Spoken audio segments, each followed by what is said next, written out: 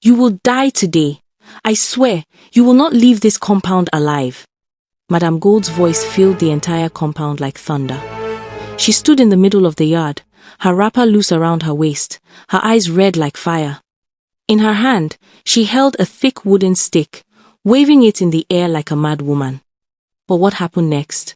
Nobody expected. 3 months earlier, the compound at number 14 Bombas Street, Freetown, was a place of fear and tears. Madame Gold owned the big house, with 12 rooms.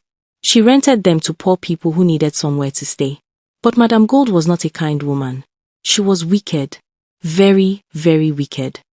Every month, she would increase the rent without warning. If you complained, she would fight you. If you tried to move out, she would lock your room and keep all your property inside. "Where is my money?" she would shout every morning at 6 a.m., banging on doors with her stick. "You think this is your father's house? Pay me or pack out." In room 3 lived Sister Comfort, a woman who sold fish in the market. Sister Comfort had 3 children. Her husband died 2 years ago. She struggled every day to feed her family.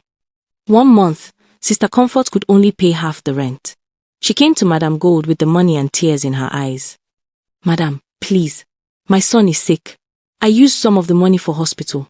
Next week, I will complete it. I promise on my children's life." Madame Gold looked at the money in Sister Comfort's hand. Then she spat on the ground. "You think I am running a charity? You think I care about your sick picking?" Madame Gold grabbed Sister Comfort's hair and dragged her across the yard. "Stupid woman! Foolish woman!" She beat Sister Comfort in front of everyone. The children cried. The neighbors watched, but nobody helped. They were all afraid of Madame Gold. "If you don't pay everything by tomorrow," Madame Gold said, "I will throw all your things in the gutter. You and your children will sleep on the street." That night, Sister Comfort borrowed money from 5 different people just to complete the rent. She paid Madame Gold the next day, but the shame and pain stayed in her heart. In room 7 lived Mr. Johnson, an old man who drove a taxi. Mr. Johnson had lived in the compound for 8 years. He always paid his rent on time, never caused trouble, and helped other tenants when they needed it. But one day, Mr. Johnson's taxi broke down. He spent all his money fixing it so he could continue working. When rent day came, he was short by 20,000 leons. "Madame Gold," he said respectfully, removing his cap, "I have lived here for 8 years. I have never failed you. Please, give me just 1 week. My taxi is fixed now. I will work and pay you everything." Madame Gold laughed in his face. 8 years? So what? You think that means you can stay for free? Old man, you are very stupid. She called the police that same day. 2 officers came and arrested Mr. Johnson right there in the compound.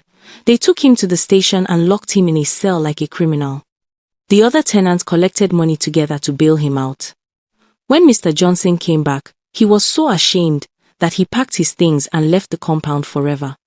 Nobody heard from him again.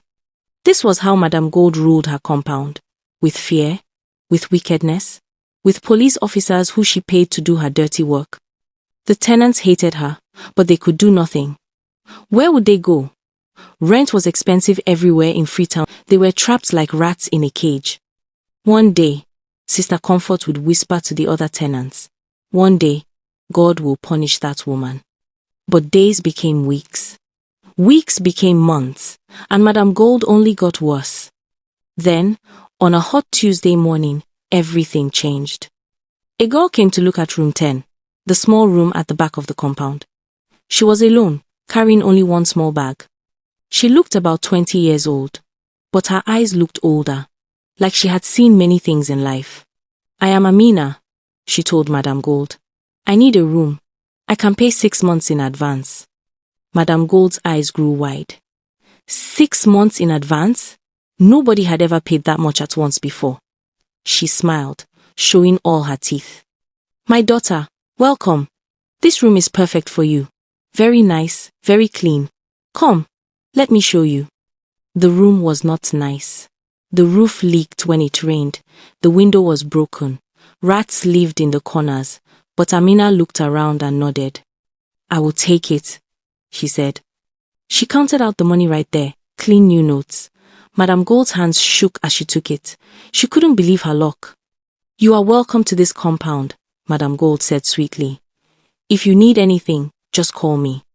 I am like a mother to all my tenants." Sister Comfort heard this and almost laughed out loud. "Mother?" Madame Gold was like a mother, the way a snake is like a pet. For the first 2 weeks, Amina was quiet. She went out early in the morning and came back late at night. Nobody knew where she went or what she did. She greeted everyone politely but never stopped to talk. "That girl is strange," the tenants whispered among themselves. "Too quiet, too calm. Something is not right about her." But they left her alone. In Freetown, people minded their business. Then, one Saturday afternoon, the trouble started. Madame Gold was in a bad mood. Her boyfriend had left her for another woman. She was angry and looking for someone to punish. She walked around the compound, checking rooms, looking for problems where there were none. She came to Amina's room and banged on the door. "Open this door now!" Amina opened it, her face peaceful. "Yes, Madame Gold?" "I need to inspect my room." Madame Gold pushed past her inside.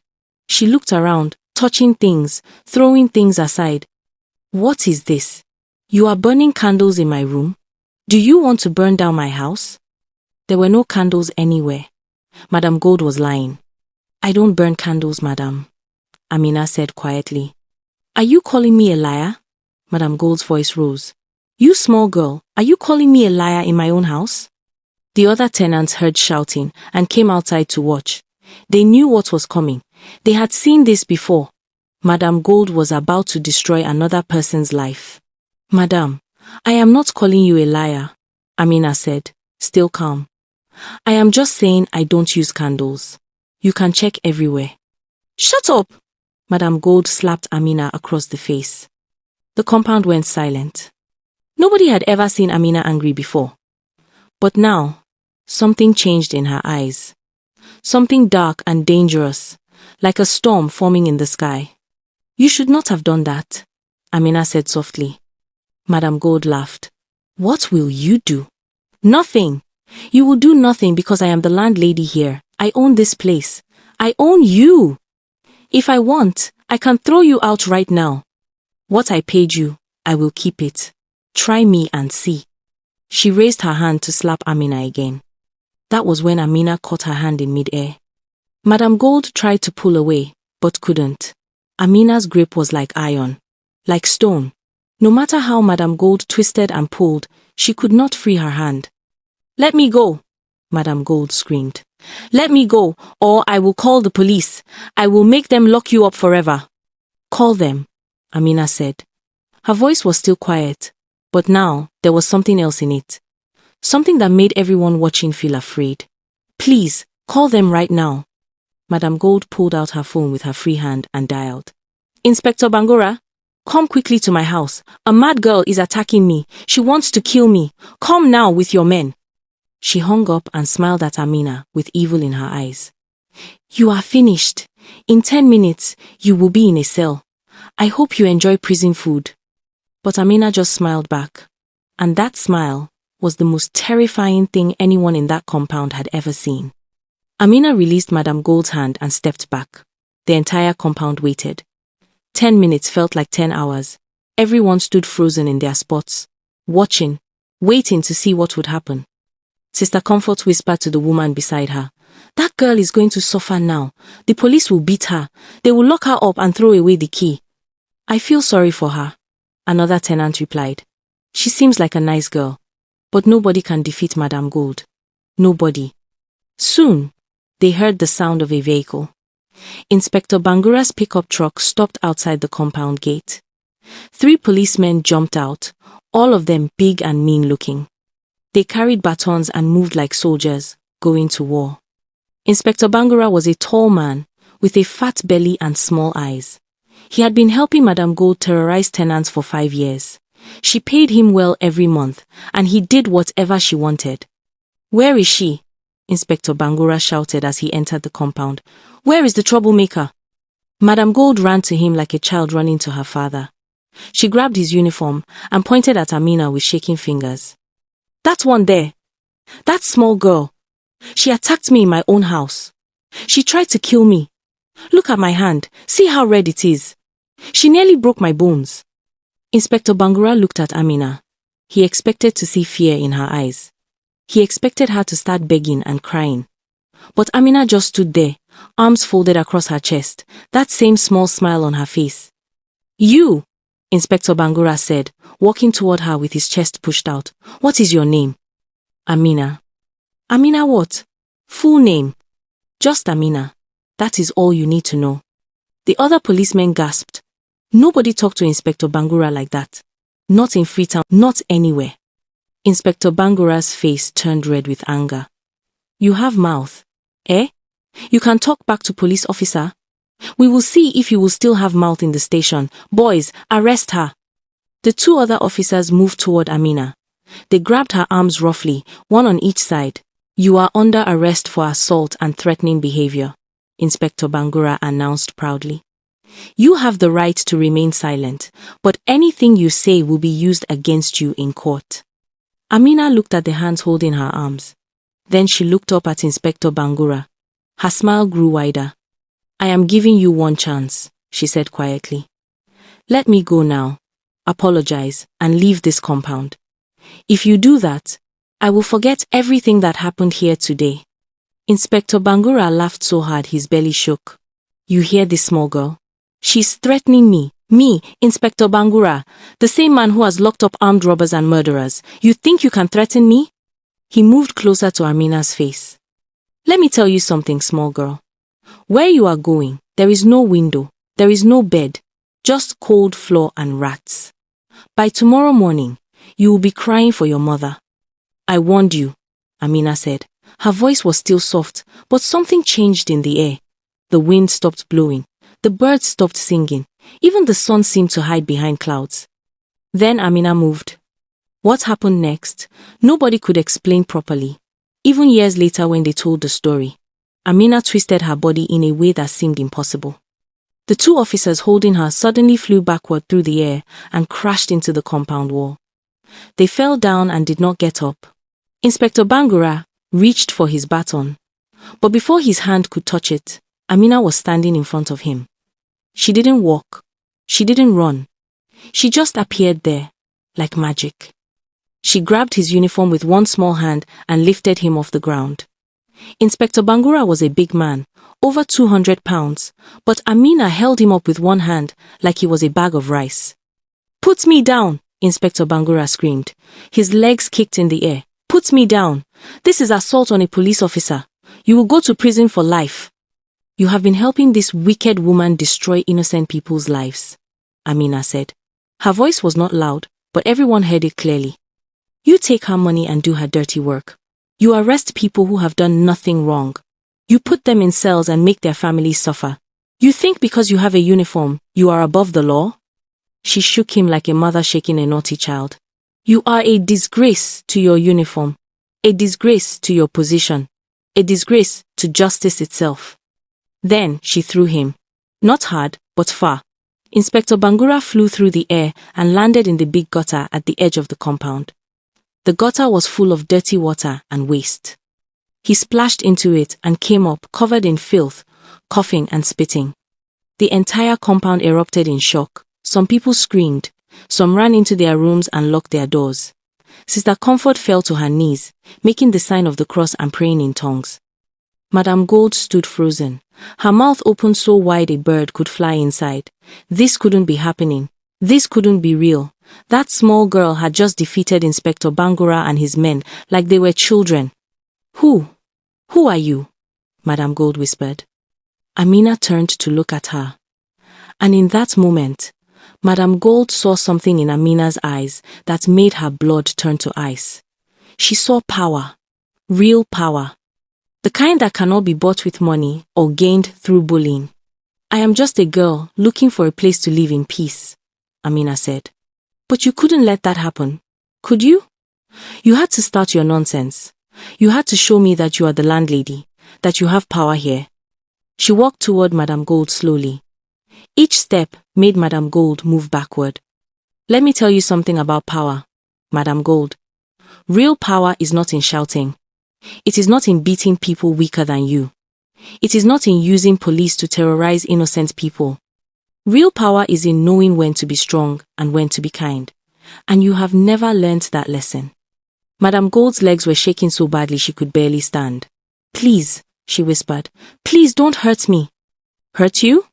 Amina laughed, but it was not a happy laugh. Why would I hurt you? You are already hurting yourself. Look at you. You have money. You have property. But you have no friends. No family. No peace. Everybody in this compound hates you. They pray for your downfall every night. Is that the life you want? Tears started rolling down Madam Gold's face. For the first time in many years, she was crying real tears, not fake tears to trick people. Inspector Bangura climbed out of the gutter, dripping with filth. He looked at Amina with pure terror in his eyes. Let's go, boys, he called to his officers. They got up slowly, groaning with pain, and ran to their vehicle. Wait! Amina called out. They stopped immediately, too afraid to disobey. Before you leave, Amina said, I want you to know something. I have video of everything that just happened. I have video of Madam Gold calling you to arrest an innocent person. I have video of you trying to arrest me without any real crime being committed. If I send this video to your superiors in Freetown, what do you think will happen to your job? Inspector Bangura's eyes grew wide with fear. Please, he begged. Please don't send it. I have a family. I have children in school. I need my job. Then do your job properly from now on, Amina said firmly. Stop taking bribes. Stop helping wicked people oppress the poor. Be a real police officer, not a criminal in uniform. Can you do that? Yes, I promise. I swear on my mother's grave. Good. Now go and clean yourself up. You smell terrible. Inspector Bangura and his men practically ran out of the compound. Their vehicle sped away so fast it left dust clouds behind. The tenants slowly came out of their hiding places. They looked at Amina like she was a spirit, a ghost, something not quite human. Sister Comfort was the first to speak. Who are you really? Are you a witch? A juju woman? Amina laughed. A real laugh this time. Warm and kind. I am not a witch. I am just someone who learned how to fight. My father was a soldier. He taught me martial arts when I was young. He taught me to defend myself and protect others who cannot protect themselves.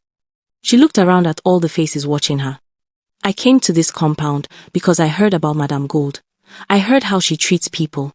I wanted to see if the stories were true, and they were. Everything I heard was true. She turned to Madam Gold, who was still crying on the ground. But I also learned something else.